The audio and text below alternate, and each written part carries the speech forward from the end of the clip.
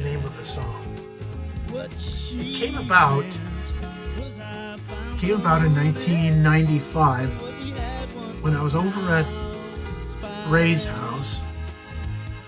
I had just finished feeding my kids and his kids bubble pancakes. You drip your batter onto this hot grease, and you usually have a lot of it because it gets hot, and then it makes these little crispy little circles. Then you push them together and you put more pancake batter. That's how you make bubble pancakes. And the kids love them, or they did love them. Aiden not so much anymore, but Lily does. Okay, let's go back to this other story. 1995. I just finished feeding everybody, and they were, all doing their thing in his house. He's got a pretty big house, and he's got a really huge yard. And so I sat down at his little kitchen table, and I was reading the Oregonian.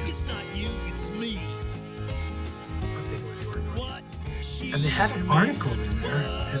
It was called "When She Says What She Means." And I was looking at this, and it was curious because I was thinking, when she says this is what she really means. And I thought, couldn't I incorporate that in a song? Wouldn't that be cool? So I immediately started writing down what she, two different columns, what she said, what she meant, and I got all that information out of there. And then I proceeded to write the song. Of course, you have to, for me, you don't have to, but I have to match things up because I'm just anal about that. With poetry, a lot of people, they write this poetry and it doesn't seem to have any rhyme. And I've written a few of those, but that's not me. I like it to rhyme, and I like poetry to rhyme. I digress. Let's go back to this other story again. So I wrote this song, and I called it "When She Said What She Meant." And I had to toy around a little bit with some music, but I thought it'd be neat to start with the subdominant and then work your way back to the dominant. Instead of start with the dominant, maybe go to the subdominant, go to the dominant. So I started with the dominant, or subdominant. So if I can...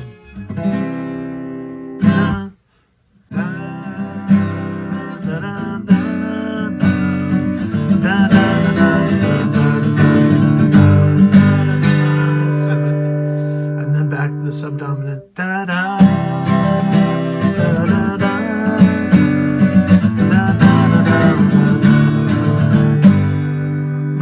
and that was kind of the chord structure for the whole song. There is a middle eight.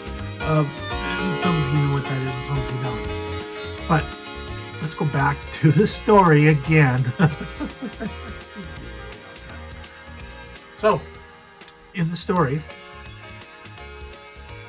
like I was saying, it's a 3-day weekend, and Charlie was there. And so I had just finished writing the words and composing the music, and I just sat there in the kitchen and played it for Charlie. Charlie said, "Chester, that's the best song you've ever written." I don't necessarily believe that to be true, but he said the neat thing about this song is anybody could do this song in country and western and it'd be a hit and you'd make a lot of money. But after he built it up like that, I was thinking, wow, maybe I've really got a real big hit here. And because Charlie had elevated it to that extent, it was elevated to like that in my mind, and I began to believe it really is a good song. So I want to just say, Charlie, the reason this song is going to be on this album is because of you, because of your faith in this one song. And you may not feel the same way now that you did back then, but I'm re-engineering this or remastering it because I wanted to bring some things out and take some things and kind of bring them back into the background. But let's move on. This song was originally written in 1995, and I recorded it that same year, 1995, and it was on an album called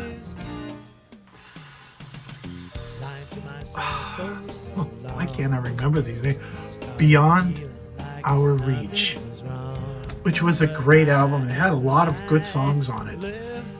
This was one of them, and had a really nice harmonica part that I have to say I gotta give credit to Carrie for this, because while I was playing guitar, Carrie comes in, and of course I have this in the key of G, and so Carrie has a C harmonica in the pocket, right? Pulls it out and was doing that. Let's see if I can find it.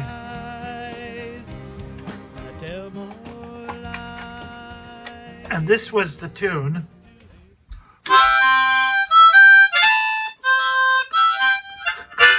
Because I started in a subdominant.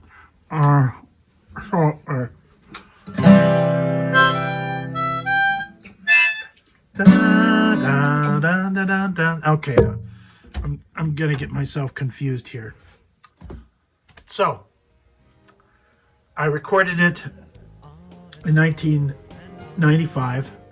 Then I re-recorded it in 2018 on the album Nevertheless. There was a lot of good stuff on Nevertheless, and I think 3 of the songs on this new album are coming from the masters, or I'm mastering from my material from this album. So that's a cool thing. Nevertheless was going to be my album to go out and perform. So I was pretty confident that I could recreate this sound and play it. Let's have another story about this particular song, because there's a couple.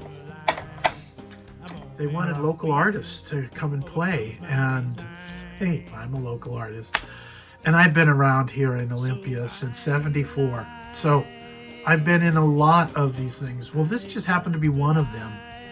And I think this was after I recorded the album, so it might have been in '96.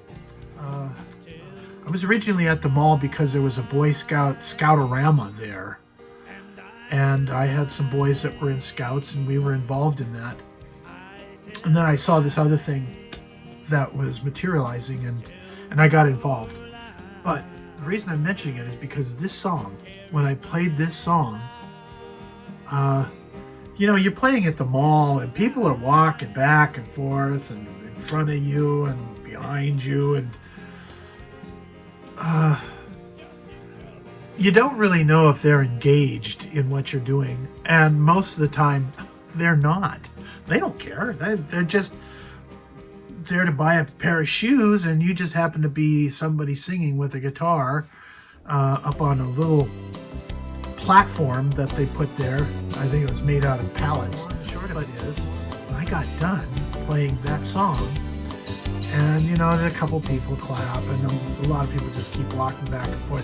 This guy comes up to me and he says, "That's a pretty nice song, Mr." And then I told him my name was Lord Baldwin, and he said, "You should record that song." I should record that song because I'd already recorded it, but what he meant was I should take that into a recording studio and record it. I had no way to do that. I had no money to do that either. And frankly, the closest recording studio was up in Tacoma, and that wasn't, I'd been there by then. That wasn't that cool of a recording studio. It wasn't. It was not much bigger than my bedroom here. So, but I digress. It was money that I didn't have, and but again, it was something that clicked into my head and said, you know, if he says this is good, he's a total stranger. I know Charlie, I know you like this song, but I'm a total stranger. Out of all the songs that I was doing there, and I was performing for probably about half an hour or more, depending on how many I could remember. Because in those days, I didn't bring pieces of paper that I looked down and remember the lyrics. If I didn't remember the lyrics, I just moved on. So it was at that point I realized that this is a good song. And, well, it was the time with Charlie that I realized it was a good song. When I had this other person, total stranger, talking to me, it just elevated it to a great song. And I hope that you think that it's a great song when you listen to this. Okay, last but not least, let's talk about the cowboy that we have planned for this particular song. Because the one that I was thinking James Taylor, but also Randy Travis, because Randy Travis, I think he could put a good inflection on this. Maybe that's something that you might think about. But my daughter is, when she said what she meant, and I think you're going to like this song. I've already decided that it's going to be the last song on one of the other sides, not the last song in the last track, which will be the fourth side. It's probably going to be, well, we'll see where it's going to be, and then we'll come back to that. So hey, thanks for listening. Let's put a pin in this and hope that I did this right and I didn't miss any information. But it doesn't matter. But if you're watching this, especially if you're watching this, Charlie, thank you for that great vote of confidence in this song, because it elevated it to the extent that it is, and you are the reason that I put this in here, because as you were saying, it could be done by a lot of different people and they would all have a success with this. So thanks. And thanks, Charlie, and thanks, Carrie, for the harmonica lead, and because it helps carry the whole thing. So thanks again. We'll talk to you guys later.